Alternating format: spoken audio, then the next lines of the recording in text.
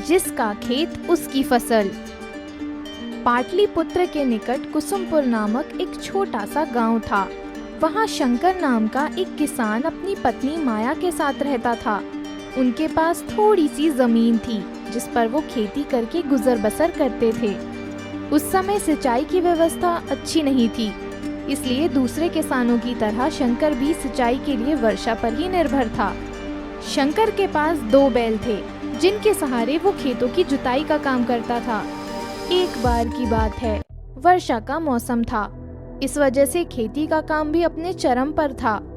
लेकिन ऐसे समय में दुर्भाग्यवश शंकर का एक बैल मर गया। अब बचे हुए एक बैल से हल जोतना मुश्किल था।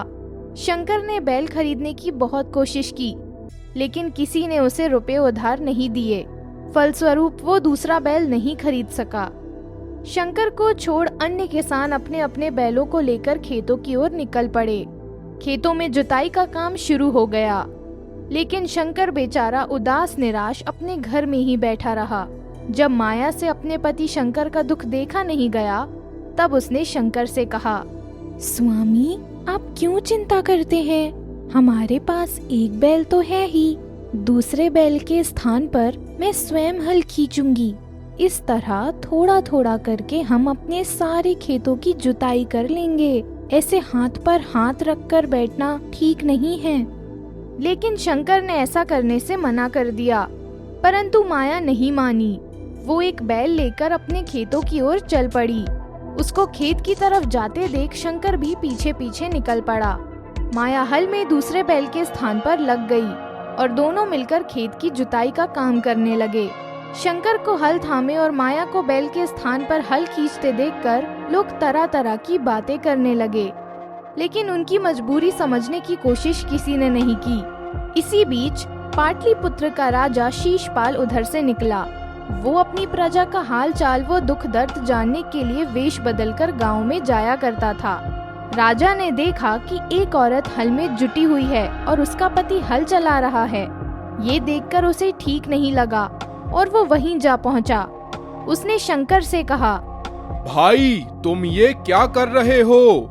एक औरत से हल खिंचवाना ठीक नहीं है, तुम उसे छोड़ दो। इस पर शंकर ने झल्लाते हुए कहा, ए अजनबी, बेकार की बातें मत करो। अभी मेरे पास एक ही बैल है। दूसरा बैल खरीदने के लिए किसी ने रुपया उधार तक नहीं दिया। अभी खेती का समय है, इसलिए हम दोनों मिलकर खेत जोत रहे हैं। इससे तुम्हें क्या परेशानी है? राजा पूरा मामला समझ गया। उसने कहा, ठीक है, मैं तुम्हारे लिए एक बैल मंगवा देता हूँ, जिससे तुम्हारी समस्या हल हो जाएगी।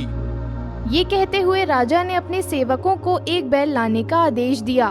फिर उसने शंकर से कहा, भाई, अब तो इस औरत को छोड़ दो, तुम कितने कठोर हो। इस पर शंकर ने जवाब देते हुए कहा, देखो भाई, सेठ हो या राजा, तुम्हें क्या मालूम खेती क्या होती है? समय पर काम नहीं करने से पूरी खेती चौपट हो सकती है। तुम्हारे बैल आने में अभी देर लगेगी। ऐसे में हम काम नहीं रोक सकते। तुम्हें औरत के हाल पर इतनी दया आती है तो उसकी जगह तुम हल में लग जाओ। राजा के सामने ये चुनौती थी कि वो हल में बैल बनकर जुताई का काम करे। राजा खेत में उतर आया और महिला को हटाकर स्वयं हल में जुत गया। उसने जिंदगी में कभी इतना कठोर परिश्रम नहीं किया था।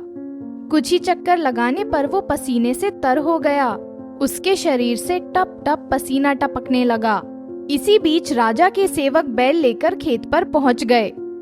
शंकर ने राजा को छोड़ दिया और उनके स्थान पर बैल को जोत दिया।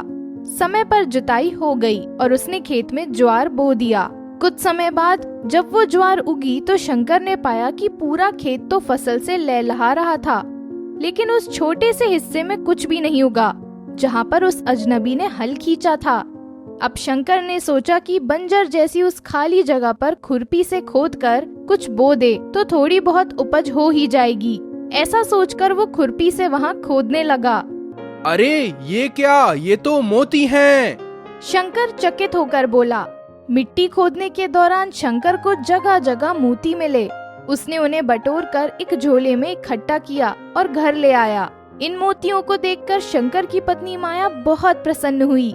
फिर दोनों ने सोच विचार कर ये नतीजा निकाला कि जितनी दूरी तक उस अजनबी ने हल खींचा था उतनी ही दूरी तक ये मोती जमीन में पाए गए।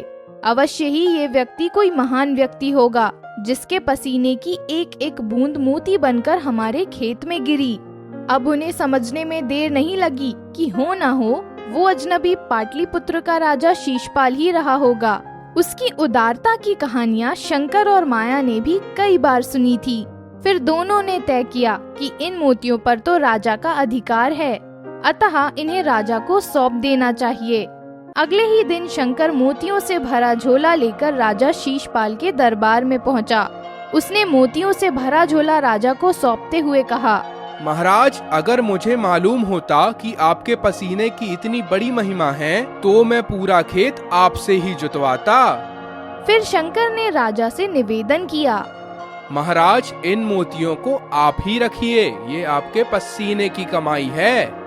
शंकर की विनम्रता देखकर राजा ने मुस्कुराते हुए कहा, नहीं शंकर नहीं, मैंने तुम्हारे लिए तुम्हारे खेत में मेहनत की थी। जिसका खेत होता है उसी की उपज होती है, इसलिए ये मोती तुम्हारे हैं। इन्हें तुम अपने पास रखो, मगर अब अपनी पत्नी को कष्ट मत देना। इसके बाद शंकर खुशी खुशी लौट गया।